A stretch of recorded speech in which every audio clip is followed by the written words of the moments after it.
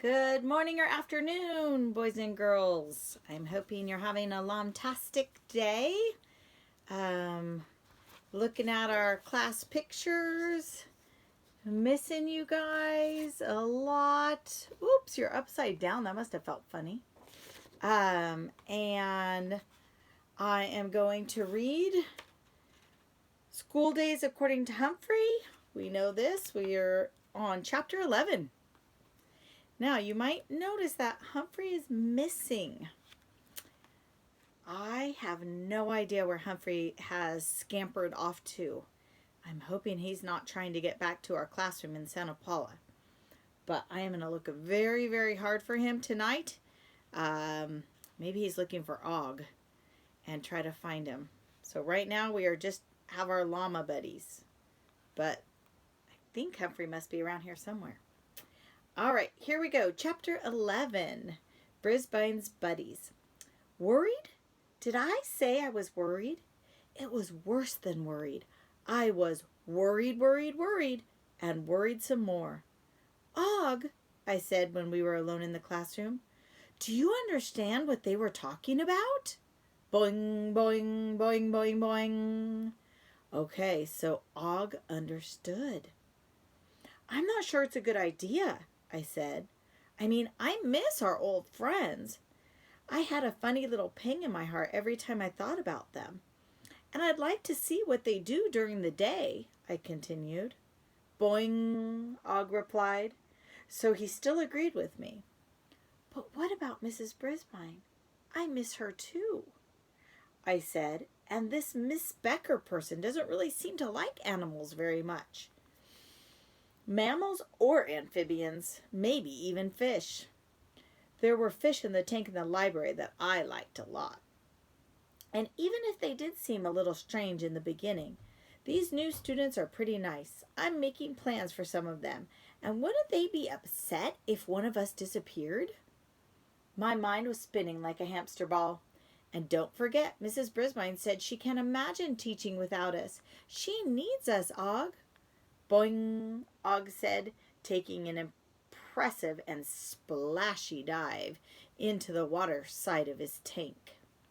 So she's got to say no, I ended. Doesn't she?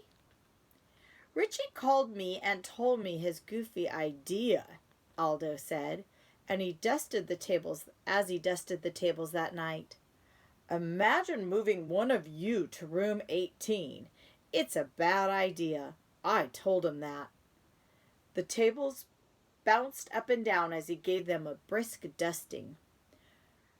I think you're right, Aldo, I squeaked, but it would be nice to see Richie every day. If Miss Becker wants a classroom pet, she should get her own, he said. There are other hamsters and frogs looking for homes. I suddenly thought back to my early days at Petorama, and of the hamsters, guinea pigs, mice, rats, and chinchillas all hoping to find a nice home. I never saw any frogs there. I guess the amphibians were in another section. You're so right, Aldo, I shouted, climbing to the top of my cage. Tell Richie that. Surprisingly, Aldo stopped and chuckled. Still, those kids love you and Og, he said. I guess I can't blame them for trying. I couldn't blame them for trying either. Once Aldo had left for the night, I could hear Og gently floating in his tank, making the slightest possible splashing noise. My mind was still racing. I worried about the new kids in room 26 and all their problems. Didn't they need both Og and me to help them? I worried about Mrs. Brisbane, who was not selfish. She was just telling the truth. She needed us to help her. I worried about something else, too. Even though we were different species, even though I was warm-blooded and he was cold-blooded, even though I had fur and he didn't, I would miss Og if we got separated. I crossed my toes, hoping that he'd miss me too. I felt restless and uneasy, so I decided to take a little stroll down to room 18 to find out what my old friends were doing in class. Last time I'd left in a hurry when there was that thunderstorm. Og was usually quiet, just in case he was sleeping, which I'm never sure about. I opened the lock that doesn't lock very gently and managed to slide down the table leg without making a sound. Then I darted across the floor and slid under the door and made a right turn. When I got to room 20, I made a left turn, and there it was, room 18. Once I was inside, I got a funny feeling in my tummy. There were nice decorations on the walls, and it was tidy and neat. It just didn't feel like home. I supposed if all my old friends like Kirk and AJ were sitting in the chairs, it would have felt more familiar. The problem was it was unsqueakably quiet. No splashing, no twanging, no one to talk to at night. I wasn't even sure there was room for a cage or even a tank on the table by the window. I slid under the door and back into the hallway, making a right turn at room 20. As I scurried past the other classrooms, I realized that if Og and I were separated, I could still come visit him at night. I'd be able to tell him all about the problems in Miss Becker's classroom, but all I'd find out about what was going on in room 26 would be the usual boing. As I approached room 26, I heard a very, very, very loud noise. Scree! Scree! It was Og's alarm call. Something must be terribly wrong. Scree! Scree! I'm here, Og. What's wrong? I asked. Og was suddenly silent, and I knew what was wrong. I had been so quiet when I left room 26 that when Og realized I was gone, he didn't know what had happened to me. Sorry, Augie. I just went down to room 18 to check it out, I explained. I reached the table and looked up at the blind cords hanging down. Even though I'm always a little nervous about getting back up on the table, I grabbed hold of those cords and started swinging higher and higher until I reached the top of the table and let go. I slid again right up to Og's tank. Sorry you worried, I told him. Boing, he replied. He sounded much calmer now. Once I was back in my cage, I wasn't really that sorry. At least now I knew that if Og and I were separated, he'd miss me as much as I'd miss him. I carefully slid my notebook out from behind the mirror and wrote what I felt in my heart. Autumn, oh autumn, bringing changes every day. Autumn, oh autumn, I don't want to move away. For the rest of the week, I didn't have time to write poetry. I was too busy to keep up with all the comings and goings in room 26. Believe me, there was a lot of them. After several days of remembering her homework, Phoebe forgot again. What about that reminder in your backpack? Mrs. Brisbane asked her. I forgot to look in my backpack, the girl admitted. I thought she was going to burst into tears. Mrs. Brisbane sighed. I think I'm going to have to call your grandmother. That upset Phoebe a lot. Oh, please don't. I don't want her to worry. I promise I'll do better. See that you do. Mrs. Brisbane let her go, but that was a close call. Then, during recess one day, Mrs. Brisbane had a talk with Helpful Holly about letting Rosie decide when she wanted help. Holly listened and agreed to try. Still, I saw Rolling Rosie get irritated several times when Holly wanted to push her wheelchair or tell other people to get out of the way.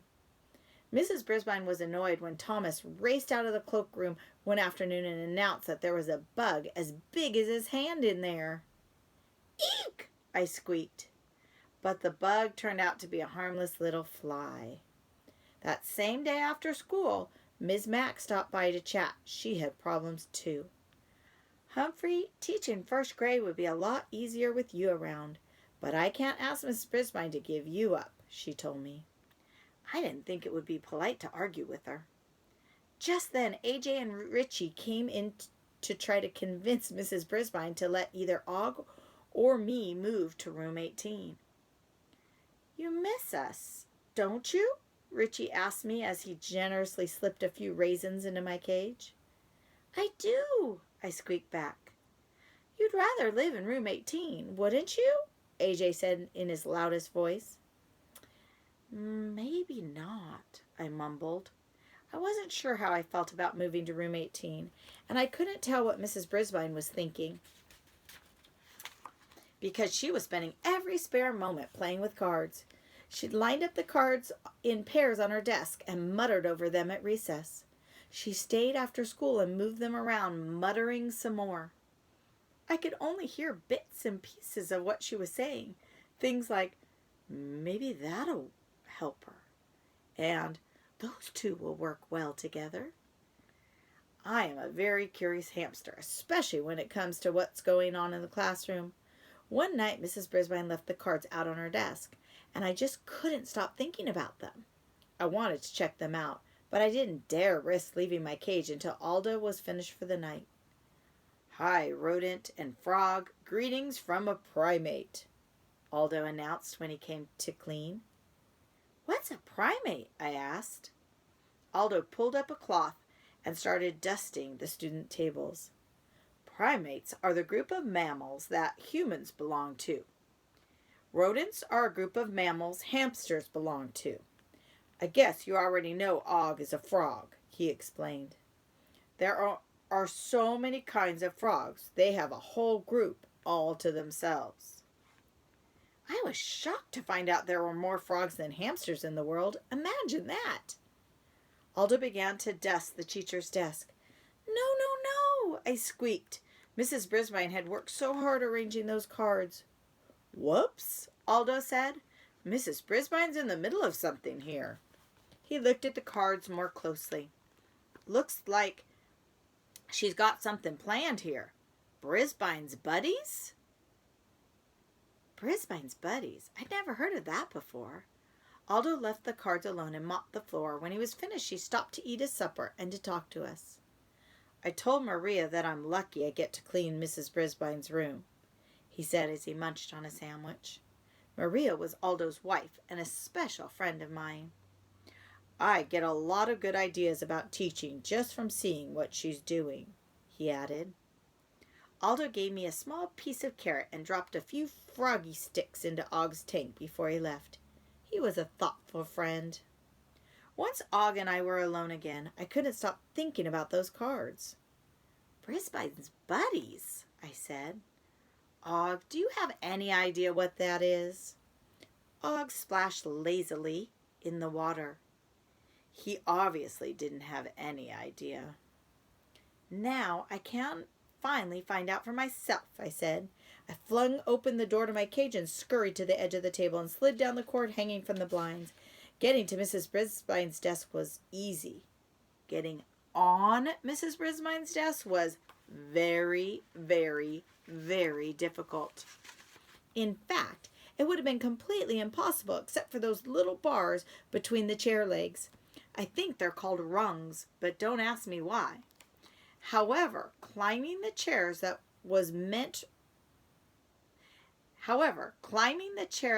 way meant reaching up as high as I could, grabbing hold and then pulling myself up, rung by rung, with all my might.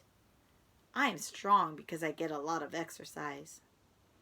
Then, balancing on the top rung, I had to reach up high again, pull myself up, and slide onto the seat of the chair. After stopping to catch my breath, I reached up one more time, pulled myself up to the arm of the chair, and rested again. Luckily, Mrs. Brisbane always pushes her chair under the desk, so from the arm of the chair it wasn't too difficult to pull myself up on top.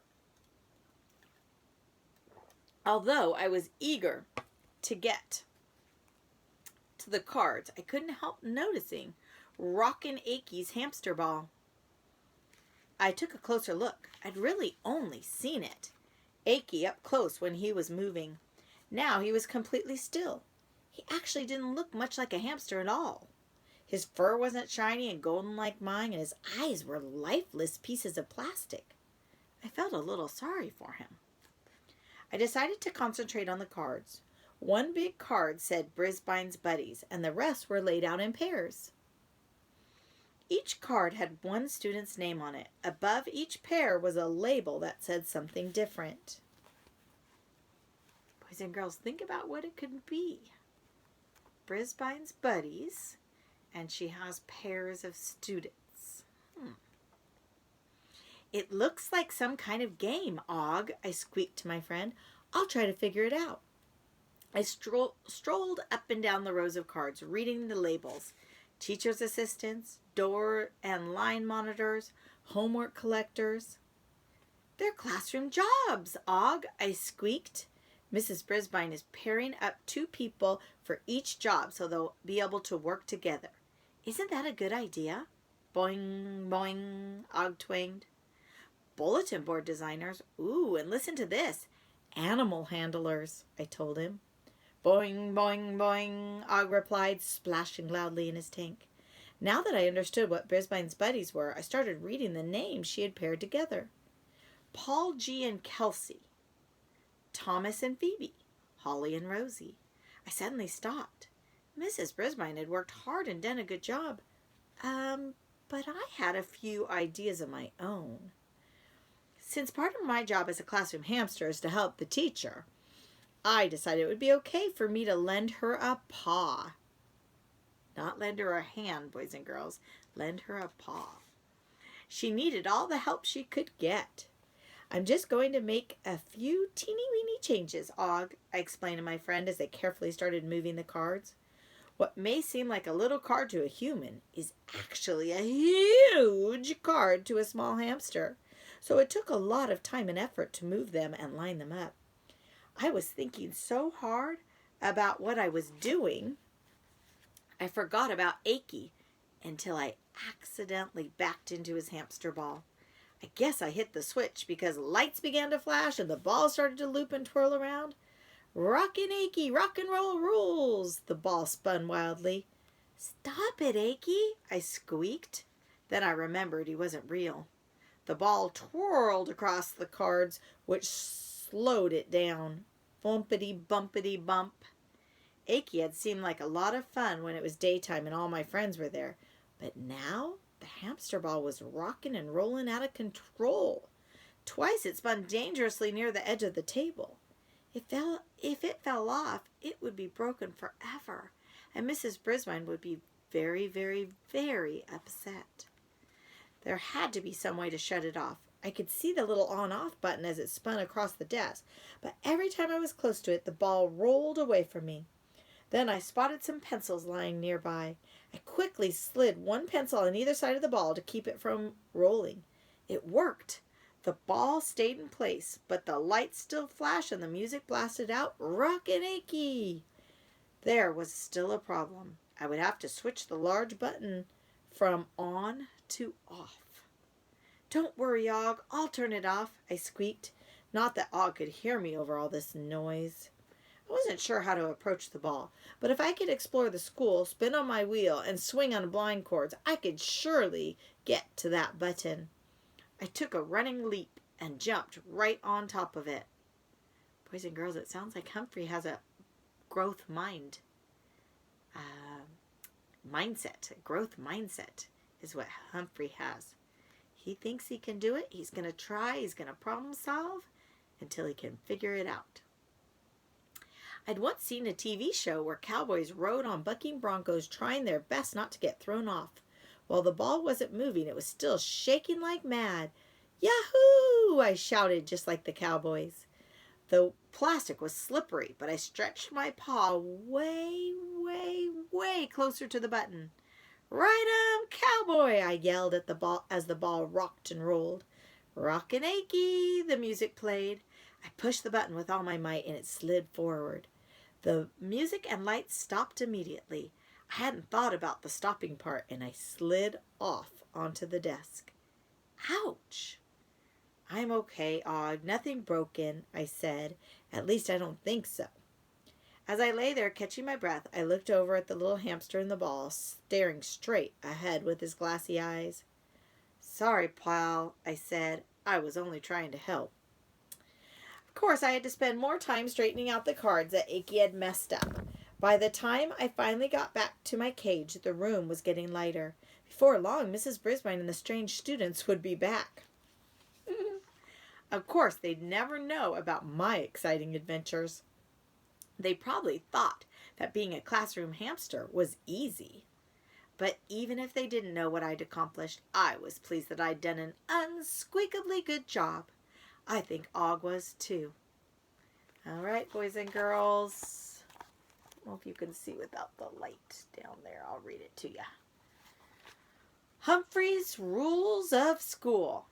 Whatever job you're given in the classroom, always do your best, even if it makes you unsqueakably tired. I love that one, boys and girls. There was a lot of action in that chapter. We found out a lot. I wonder if they're going to be separated, these friends, and have to go to different rooms and be different classroom pets for different teachers. I don't think I would like that. I think they need to stay friends, but we're going to have to wait and find out. So make sure you tune in to my next YouTube video that I post in our Google Classroom. All right, boys and girls, I hope to see you soon. Bye.